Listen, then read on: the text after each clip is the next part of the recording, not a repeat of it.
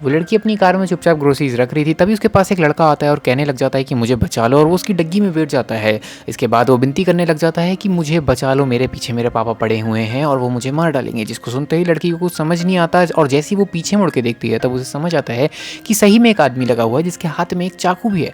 लड़की को समझ नहीं आता और वो चुपचाप अपना डिग्गी का दरवाज़ा बंद कर देती है।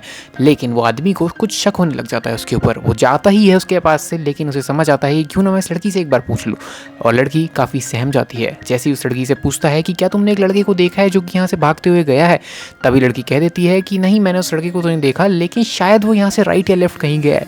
लेकिन उसके काउंटर में जवाब देते हुए वो लड़का कहता है कि ऐसा तो हो ही नहीं सकता, क्योंकि सामने वाला जो रोडवे है वो बिल्कुल स्ट्रेट है, आजू बाजू कोई रास्ता है नहीं, तो लड़का जाएगा तो जाए कहाँ।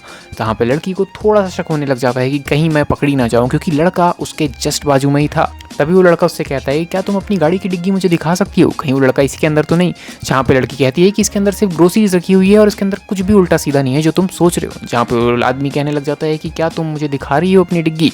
लेकिन इसको सुनने के बाद लड़की काफ़ी सहम जाती है फिर से, और सोचने लग जाती है कि मैं क्या कहूँ। इसके रिप्लाई में वो कह देती है कि यार इसके अंदर तो सिर्फ ग्रोसरीज है और मुझे तुम्हें दिखाने में कोई इंटरेस्ट नहीं है, तुम अपना काम कर सकते हो।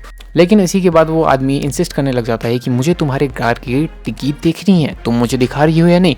लेकिन जैसे ही वो डिग्गी खोलने जाता है तभी लड़का जो होता है वो गाड़ी की फ्रंट सीट तक चले जाता है, और ड्राइवर सीट में तुरंत जाने के बाद वो गाड़ी चालू करता है और गाड़ी लेके तुरंत चला जाता है। जहाँ पे उसके पीछे उसका पापा, यानी वो आदमी जो उससे खड़ बात कर रहा था, वो भी तुरंत उसके पीछे भागने लग जाता है।